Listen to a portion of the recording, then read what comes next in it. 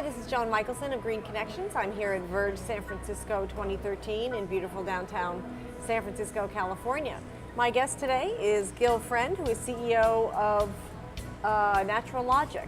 And you talk about being a strategic advisor to the sustainable economy, which is really an interesting position.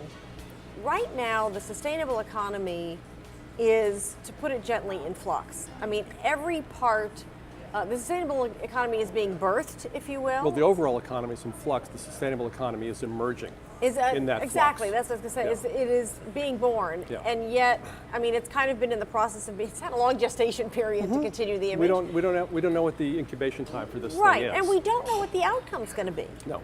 So how do you advise clients on what strategy they should do when their entire marketplace is yet still evolving? Well, let me answer this at a couple of levels. There are some things we do know. We do know that the job of the sustainable economy or the sustainable business movement isn't to reduce energy use a couple of percent here and there. It's to transform the economy of the planet. It's disruptive. Disruptive, which is challenging because people have capital invested in legacy assets, infrastructure, equipment, ways of doing business, business models, customer relationships. Well, they have more than just capital invested in it. They have entire business models invested in it. And ways of thinking and all that. Say, and disruption is, by obvious definition, is disruptive. Right. And so it's an innate human tendency to resist disruption, and that's not unhealthy entirely. You have shock absorbers in a car, so that your car doesn't go like that, it goes like that. The perturbations settle down. But we're also in a time of incredible innovation in tech and transportation and power systems and culture, all in every dimension of our lives. There's innovation that is potentially enormously valuable. We see sustainability as the biggest business opportunity of this century. But disruptive innovation is a huge challenge. So let's talk about that for a minute. Let's unpack that actually into a couple pieces. What, you say it's a huge challenge. What are the challenges? And then the other side, of course, is what are the opportunities? Mm-hmm. Let me start with the opportunities, if I could. The roadmap has been hiding in plain sight. That's been there for about 3.8 billion years in the way that living systems have adapted and evolved on the surface of this planet. These are systems that are efficient and resilient and productive and adaptive, able to change in the face of change. That gives us the roadmap. That roadmap says that we're going to move to an economy that will be 100% renewable energy powered, will be closed loop, if you will. Waste of one process will be the food of the next. There will be no significant long-lasting accumulations of toxic materials.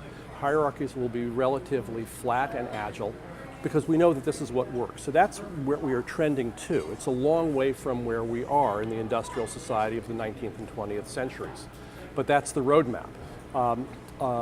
And so we see radical resource efficiency, we see shifts from product to service, we see a whole host of innovations that companies ranging from big industrials like General Electric to small startups like Airbnb are doing. But let's get more specific on where the opportunities are. I mean, we had one person earlier, I guess yesterday, talk about, in effect, products become services, services become markets, and markets become products. Or markets become the place in which new products get generated, yes. So where specifically do you see the opportunities today?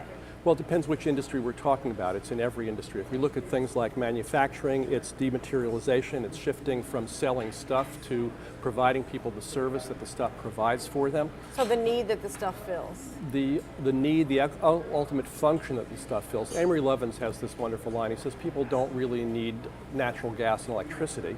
They need hot showers and cold beer. Right.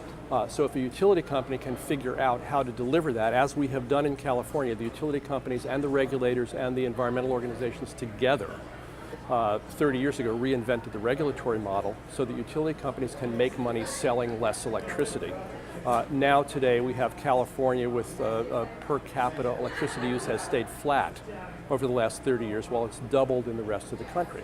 Now, I was talking with somebody from a utility company at lunch today at the conference who was saying, well, this change just can't happen fast, distributed generation can't happen quickly. And in fact, why were they saying it can't happen quickly? Because from their point of view, they have got hundreds of billions of dollars invested in concrete and steel so that's they're in place resisting now. the innovation. It was a rational reason for explaining resistance. Huh. But here's the thing. They have that legacy investment, but Google doesn't. I was going to say, and Google can become their own utility company. The city of right. San Francisco doesn't. Well, in a way, we're each going to become our own because we have cars and homes that are going to be regenerating back to the grid. And my neighborhood doesn't. I mean, you know, we could see household scale, neighborhood scale, city scale, corporate scale, distributed generation innovations that bust the game for utilities. So what we tend to say to our clients, whether they're in the utility industry, food, transportation, IT, hospitality, what have you, is that you really have only two choices in this matter. You can blow up your own bridges, in effect disrupt your own, cannibalize your own business, or you can dig in your heels and resist until somebody else blows up your business. There's no third choice. Those are the choices. And well, but wait a minute. And just we'll finish up with this, is there are many ways to blow up your own business. I mean, you can blow it up, but where do you go then? I mean, you have to choose which part, I mean, to use your image, you know, which part are you going to blow up and where are you going to go? You don't just, you have to be thoughtful about You have to be enormously thoughtful, and you have to be, you know, ideally think about how you do this in a way so that the declining income from the old is covered by the rising income from the new.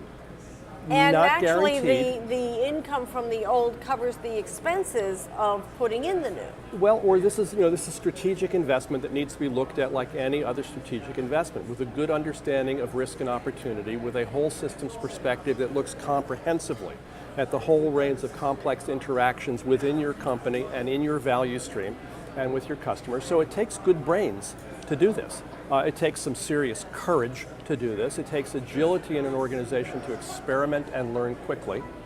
And sometimes the experimentations are intended and sometimes they're unintended. Charles Schwab, the investor... Well, there are always learning pieces along the way, though. I mean, even if you... I don't believe in failure. I believe that it's a step along the way to a different solution. Sure. So, I'm sorry, but we're out of time. We're going to have to leave it there. I'm Okay. here with Gil Friend of Natural Logic. I'm Joan Michelson of Green Connections at VERGE San Francisco 2013. Thank you for joining us. Thank you.